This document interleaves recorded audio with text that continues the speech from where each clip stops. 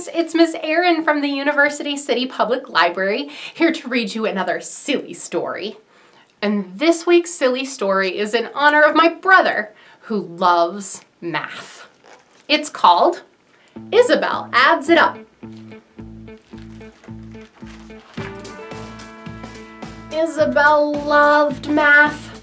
She loved the soft curves of the number 3, the hard edge of 7, and how numbers always just made sense to her.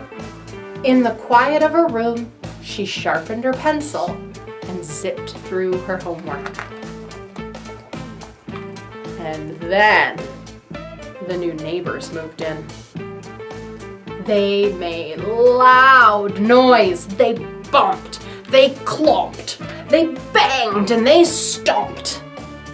Isobel said, "I think acrobats live next door." She couldn't concentrate with all the noise. She had subtractions, additions, multiplications, all due Monday. She tried working in the garden, but her subtractions got soaked in the rain. Inside, the rumbles got louder. The trumpets grew shrill. The stomping shook the walls. Isobel couldn't think. She said, "I think a marching band lives next door." She shh them as loudly as she could, but the trombone just growled for longer. She stuck tissues in her ear and wedged herself into a cupboard, but it was too dark to do addition, and she could still hear the neighbors. They danced and they shouted and they played their music real loud. She tried to count the drum beats, but she couldn't keep track of the numbers.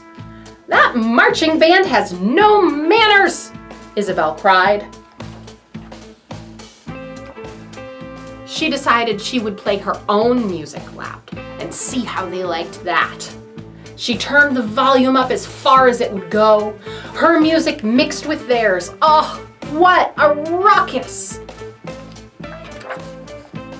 Finally, their music stopped. But then Isobel heard the neighbors dancing and singing to her song. She stamped her feet up and down, making nearly as much noise as the neighbors. Isobel had never handed homework in late before. She stared at her math problems, but the sounds of party poppers and a conga line just made it impossible to focus. Numbers didn't make sense to her anymore. Not even tracing the curves of the 3 could cheer her up. She had to do something about this racket. Thunk, thunk, swish. "There, did you hear that?" Isobel asked her father. "That's a ball bouncing on the floor. I think a basketball team lives next door." Isobel had an idea. She made peanut butter cookies because she liked measuring the flour with a 3/4 cup, and everyone knows peanut butter cookies are the best. She left them on the neighbor's doorstep with a note. "Dear basketball team, welcome to the neighborhood. I understand it's difficult for you to be quiet because you have big feet, but I would appreciate it if you could keep the noise down, please, as I have 14 math problems due on Monday. I hope you like the peanut butter cookies. I made them extra peanutty for you. Love, Isobel, apartment number 2. That evening, a note got slipped under Isobel's door. To Isobel, sorry about the noise. Thanks for being understanding. We do have big feet. We will try to be more quiet. Thanks for the cookies. Peanut butter is my favorite. I also have math homework due on Monday. Maybe we could study together? Love from Bernadette, next door." Isobel wasn't sure. She loved quiet, and Bernadette made an awful lot of noise. The next day, there was a loud knock. Bernadette was not what Isobel had imagined. Certainly not a marching band. She's an elephant. And it turned out she was an excellent study partner.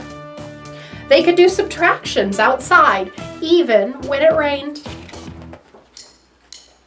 Bernadette was fantastic at times tables. She could remember 6 times 7 every time. After all, an elephant never forgets. That's one I had trouble with in school too. They baked different peanut treats together. Isobel measured and Bernadette cleaned up. When it got too loud inside, Bernadette helped with that too. They both finished their math problems on time, and sometimes Isobel joined the ruckus next door. Sometimes friends come out of the most unexpected places. That's why it's good to get to know people who are different than you. Well, I hope wherever you are and whenever you're listening to this, you have no homework and an excellent rest of your day. Bye, friends.